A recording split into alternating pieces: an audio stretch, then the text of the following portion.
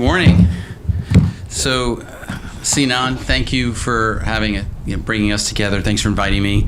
I'm hoping with the news this morning, if you haven't caught it, actually, just to clarify, OpenAI will be acquiring 10%, not 25, of the company. But the deal, has a market value between 50 and 100 billion, and I think the market seems to like the deal based on the pre-market trading. I'm hoping, Sinan, in the future, instead of introducing me as this amazing NVIDIA guy that now works at AMD, now I'll be that AMD guy that used to work at NVIDIA. So anyway, that's okay. Listen, it's a really dynamic market. It's a really exciting time, and there's enough room for a lot of winners, actually. So I don't have that much time, right? I have 14 minutes to cover like a really big topic, right? So let's kind of get into it.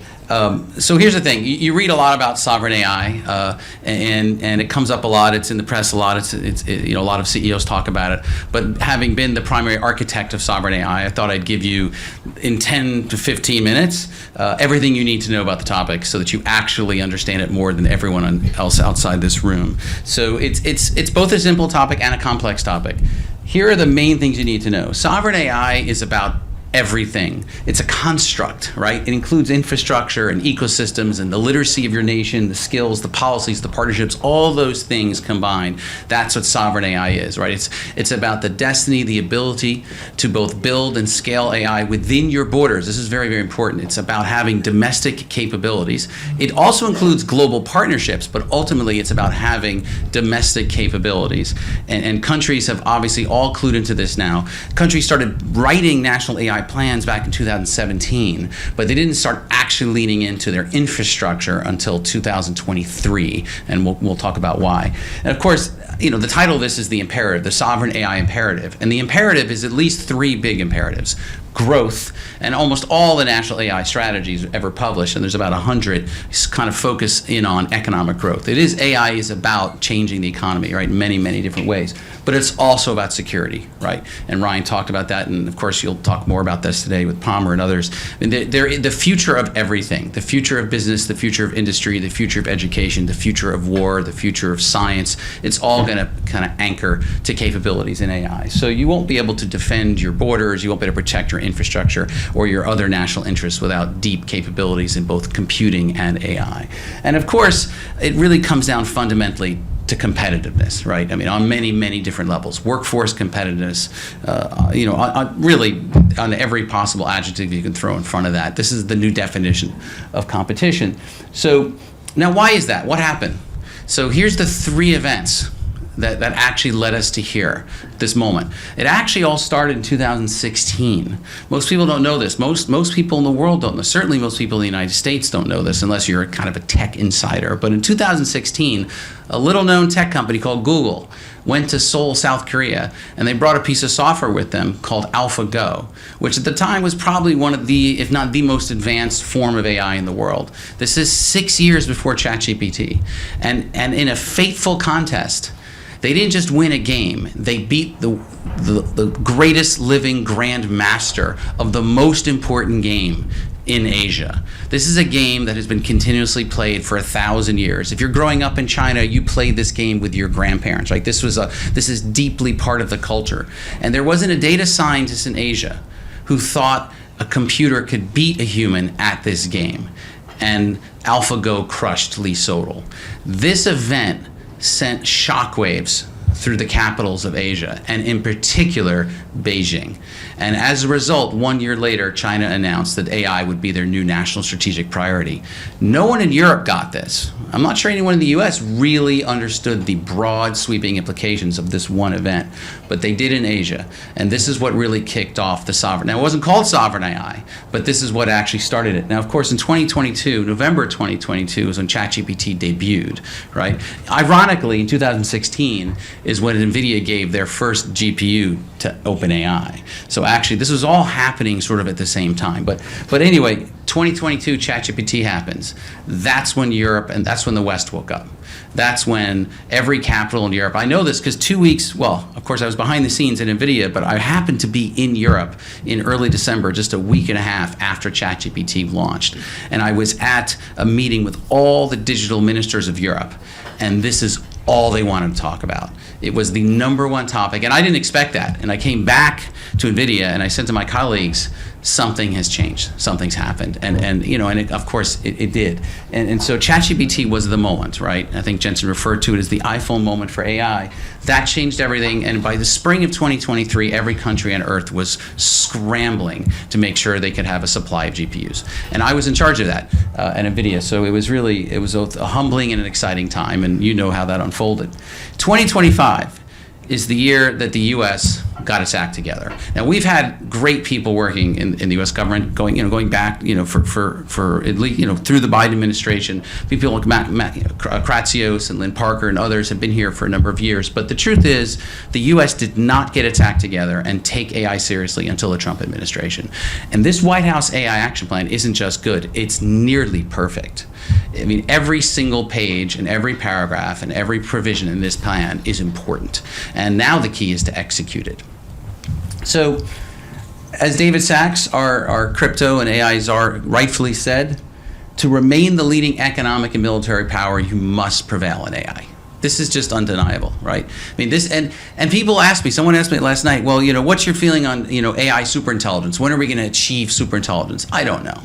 Honestly, I don't feel qualified to even answer that question. But what I can tell you is based on what I see, being an insider in these technologies, seeing both the development and the application of these technologies across all of our allied sort of industries and governments and defense ministries. It doesn't matter. It doesn't matter when superintelligence will arrive, because it's actually compelling enough, powerful enough right now to be game-changing, to be so dynamic, and its potential to scale human-like cognition, right? To digitize and scale human-like cognition exists right now, and as companies like Anduril and others will prove, it'll get better, it'll get bigger, it'll get more compelling, but it's already this. It's already changing the calculus for global competition, both economically and strategically. So it's also important to understand that there's many frontiers of competition, right? AI isn't one thing, right? So you have models, and obviously you're familiar with you've seen sort of a lot of the crazy static and noise around DeepSeek and versus this company and that company, and it feels like every 8 to 10 days some new model comes out that takes the trophy, and so there's a lot of competition, but that's good. I mean, that's actually driving the boundaries, right? The envelope of innovation further and further out. So lots of competition on models, and it's not just the big companies. There's a lot of small companies and innovative labs that are working on that. Obviously, computing. AMD being one of the world's most important computing companies. NVIDIA, AMD, Intel, Broadcom, Qualcomm. We have a vibrant semiconductor and computing industry in this country, and that's a good thing, right? America's AI stack is a good thing, and so that competition is good, diversity is good, and we are far and away the country defining the frontiers of computing, and I think we want to keep it that way. But energy is obviously all that's great. Models and computing great. You got nothing to plug it into, it doesn't matter, right? So energy is another frontier of competition. The human expertise. We have the most talented people in the world, but there's talented people everywhere. There's talented people in Saudi Arabia. There's talented people in Singapore. There's talented people in India. So we don't have the market cornered on talent, but we have to continue to work on it. We have to continue to invest in our workforce, and we have to make it easier to both use and build these technologies at every age of our education system, really K through 12, secondary, universities, you get the point. And then the last two boxes are very important, because beyond all the infrastructure and the people, we are going to be the workforce is going to diversify into silicon. Humans will work side by side with digital labor and agents. Humans will work side by side with human robotics, right? The future workforce will be hybrid. If you're a CEO today, you're the last generation of CEOs that only have humans working for you, right? Your children will grow up working side by side. My oldest is an AI engineer. His primary job is managing other AIs. That's what he does. He manages AIs. He's got colleagues, but he spends more time talking to AI than he does to people, right? That's the future of work in many respects, right? And we will see humanoid robotics enter the workforce very soon in the next 2 years. And so this is, this is going to be part of the calculation of how we compete in many ways. So the geography of computing is very important. This is also not well known. So 5 years ago, 2019 or so is when I first started looking into this. It's when I had first joined the sector. And I took this, there's this well-known, well-curated list called the top500.org. You can pull it up. And it's where they track the world's biggest computers, basically.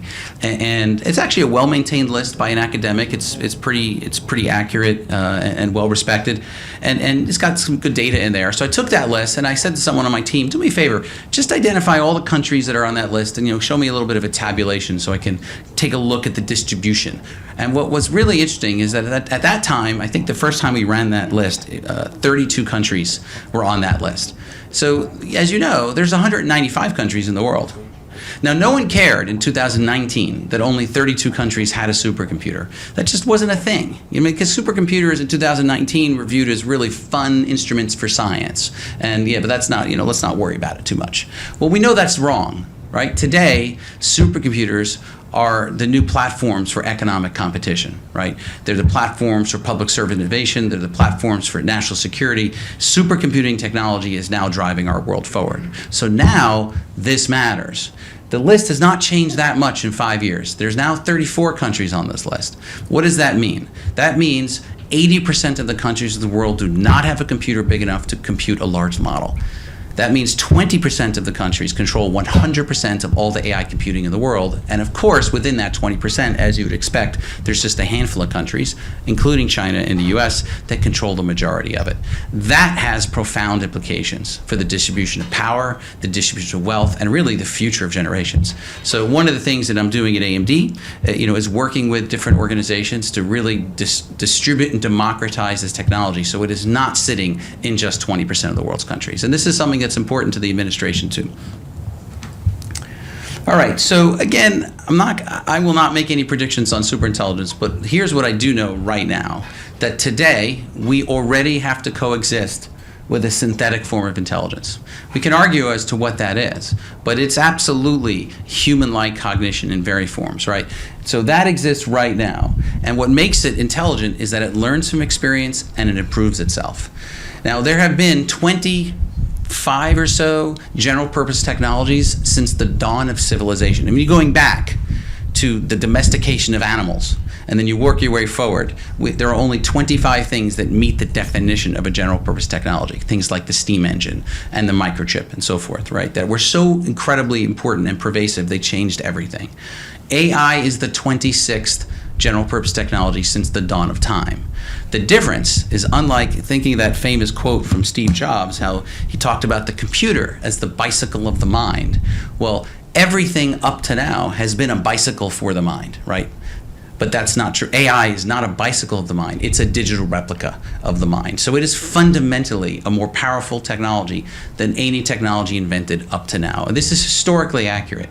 So this is why you have to take it more seriously. This is why you have to think about the implications for your business, for your country, for your children. You just have to take it, you have to think of it in that context. It's not a trend. It's not a blip.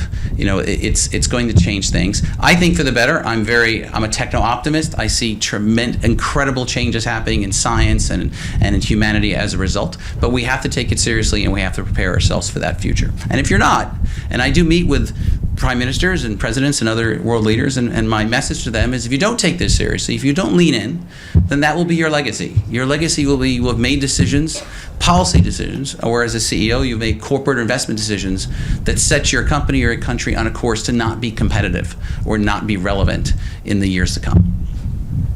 So in my last two slides, I think one of my observations here is that in 2019, actually I guess I started around 2017 is when I worked on my first national AI plan, which was Estonia, and at that time, AI was sort of this discrete field. You know, it was like, oh, AI, that's kind of a thing, right? We should talk about what that is, how that might impact us, right? It was kind of off to the side. It obviously got more and more interesting every year, but today, what I would argue is we have a policy convergence.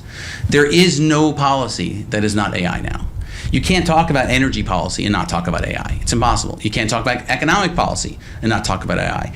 Every version of any one of these policies, the future of science, of education, of agriculture, of security, everything now is AI.